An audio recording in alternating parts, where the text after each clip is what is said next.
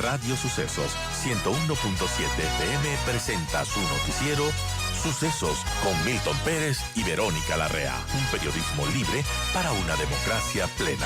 Los hechos y las opiniones de los sucesos que marcan nuestro tiempo.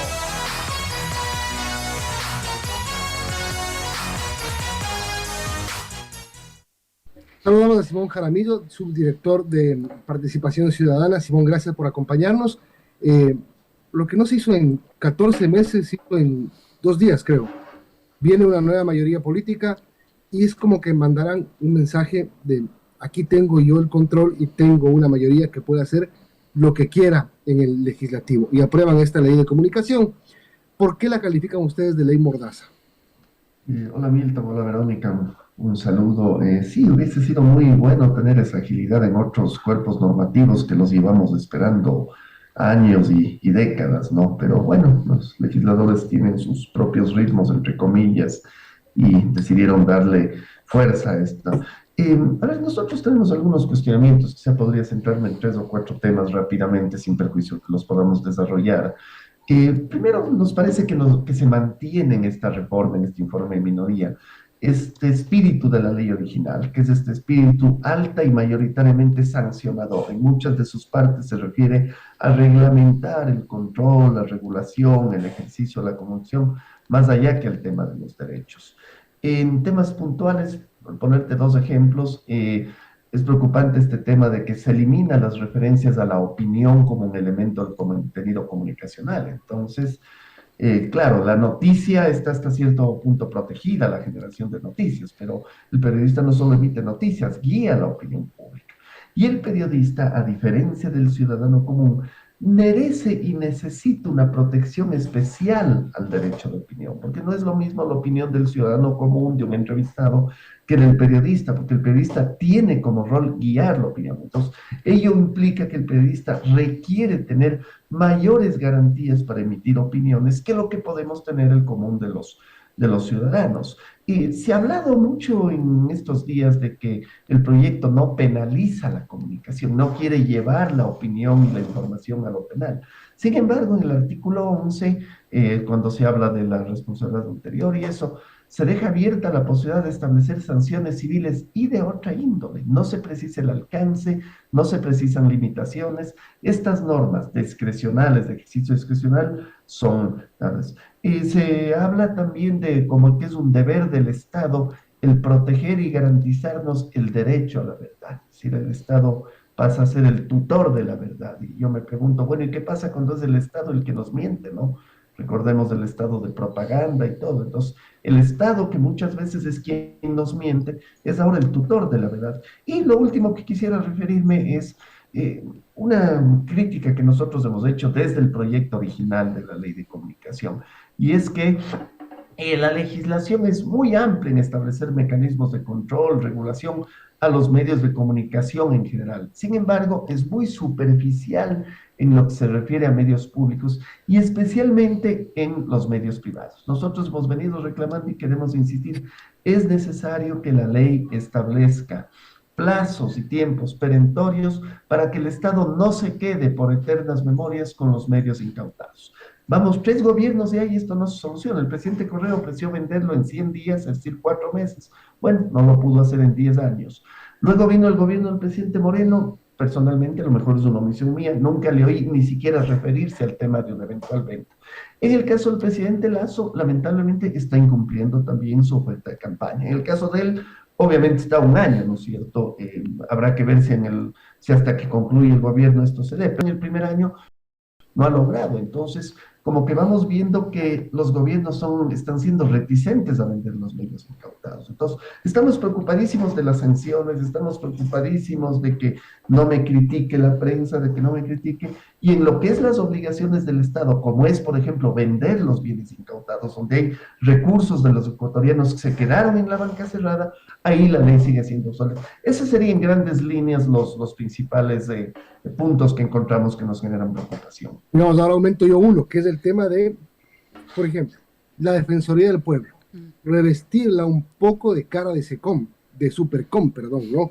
Que la eliminaron en el 2019 y que era el ente, digamos, inquisidor de las sanciones de los medios de comunicación, darle especiales poderes, prerrogativas a la Defensoría del Pueblo, es decir, transformarla prácticamente en una supercom. Y la otra, reformular al Consejo de Regulación de la Comunicación, Consejo de Comunicación, que cambiaría de nombre nuevamente, este era el Cordicom. Volvería más o menos, según lo que estoy leyendo, a ser un Cordicom. Bueno, es justamente la primera crítica que yo hacía, sin entrar en la parte puntual de los mecanismos. Me refería justamente a esto, ¿no? A que se mantiene el hilo conductor de la ley original, que es ese especial énfasis en cómo sanciono, cómo castigo, qué mecanismos ubico para multar al medio, para cerrar al medio y eventualmente para apresar a los periodistas. Entonces, estos son los mecanismos puntuales que tú anotas, vienen justamente en este hilo conductor, ¿no? Ese sería el camino de la mordaza, digamos.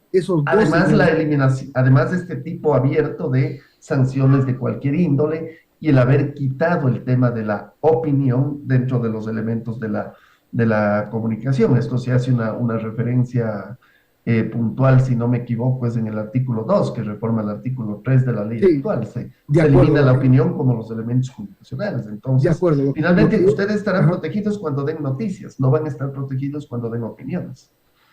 O sea, como ahorita. Claro. Pero ahora ya es expreso, porque la ley anterior mencionaba a la opinión como uno de los elementos de la convicción, entonces, la ley vigente, perdón. Entonces, algún tipo de protección lo tenías. Al momento en el que el artículo este dice, se repite, digamos, el texto del artículo 3 y se borra la palabra opinión, ya queda un poco la duda de qué es lo que se pretende con eso, ¿no? Cuando tú haces una entrevista como la que estamos haciendo ahora, es un trabajo de opinión, es un ejercicio de opinión, tanto nuestro como el de los invitados.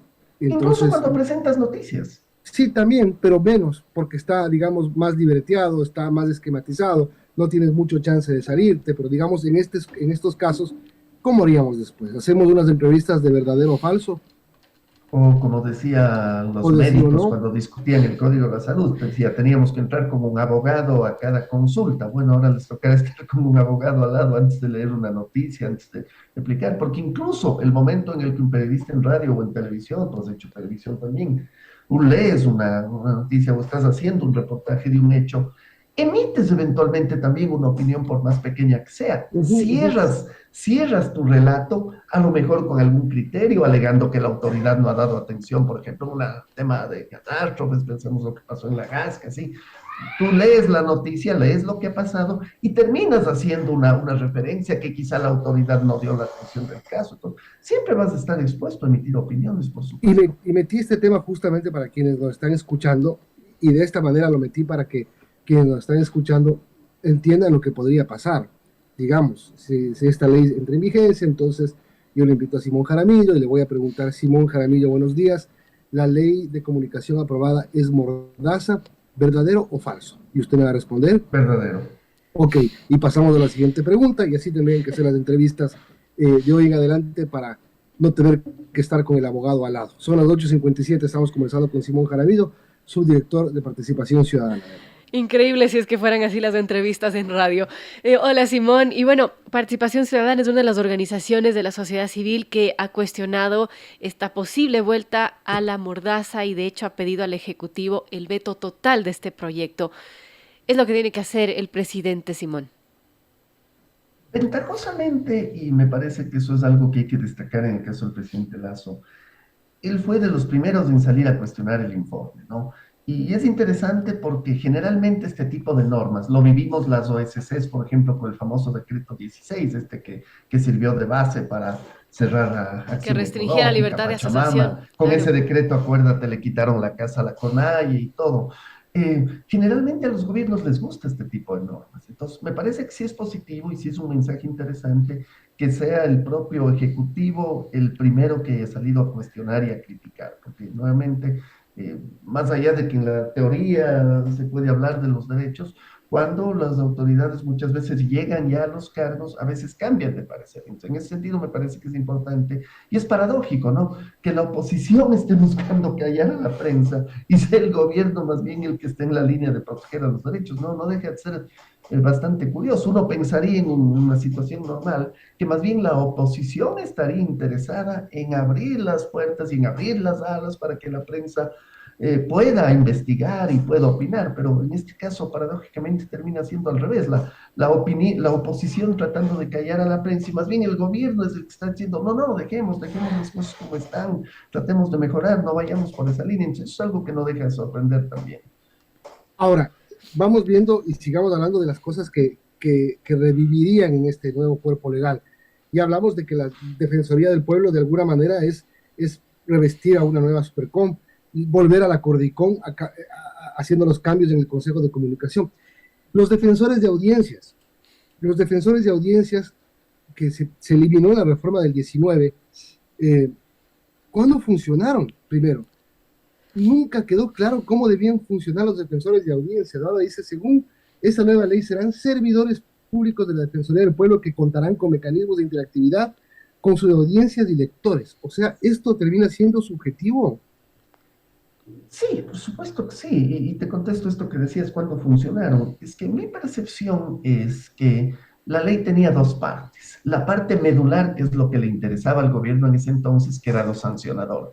Y tenía estos pseudo elementos garantistas que eran como el caramelito, como el adorno para decir que no es una ley restrictiva, que no es una ley que violenta derechos. Entonces, el momento que tuvieron que aplicar la ley, los que les interesó aplicar es la primera parte, que fue la razón por la que hicieron la ley. La segunda parte, que hubiera sido la parte garantista, de cuestiones, de cuidados, esa parte no les interesó aplicar. Entonces, todo este hecho de protección de la audiencia, de protección del consumidor, digamos así, de la información, y eso era un tema que no... me temo que ahora vamos por el mismo lado, es decir, tienes dos o tres hilos conductores grandes, rígidos, fuertes, que son los que quieren recitar, y un poco para dorar la píldora, empiezan a meter temas garantistas, temas de derechos, para después justificar incluso ante instancias internacionales que no es una ley mordaza, que no es una ley que busca coartar el derecho, que más bien es una ley que busca impulsar derechos, que es una ley que busca proteger derechos de los ciudadanos, pero me temo que como sucedió con la ley original, esos elementos son los garantistas, nunca los van a aplicar. Ahora, Simón, Participación Ciudadana también ha apuntado a que es importante y que creen en la autorregulación de los medios, algo que obviamente no existe en el proyecto de minoría y que sí estaba presente en el de mayoría. ¿Por qué la autorregulación?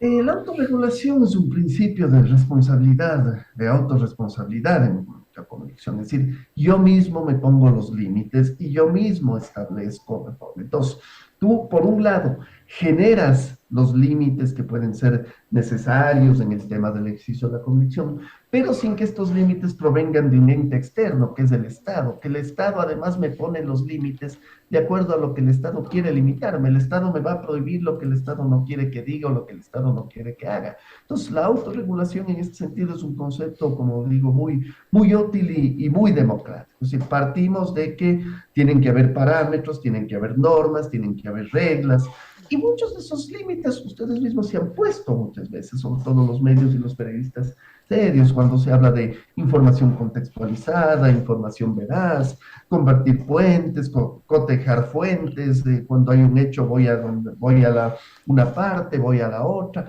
El derecho a la réplica es un derecho que muchas veces se lo ha utilizado, la réplica, la contrarréplica, sin necesidad de que la ley nos obligue. Entonces, hay que darle, ¿no es cierto?, a la prensa, al periodismo, efectivamente, la posibilidad de que de manera responsable establezcan en base a las normas deontológicas y demás principios de la convicción, establezcan las reglas en las cuales van a funcionar. Y yo creo que eso es posible hacerlo y ese es el camino por el que deberíamos circular, porque la regulación externa es una regulación condicional y es una regulación que va a tener como objetivo regular lo que el Estado quiere que caiga o regular lo que la autoridad de turno, la Cordicom de turno o la Supercom de turno quiera que calle, quiera que haga o quiera que no haga. Y sin embargo, lo que pudimos ver con la ley anterior es que muchos de estos principios en los medios públicos muchas veces no se los aplicaban, ¿no? El tema que nosotros cuestionábamos mucho, el tema del proselitismo indirecto a través de los espacios noticiosos y todo.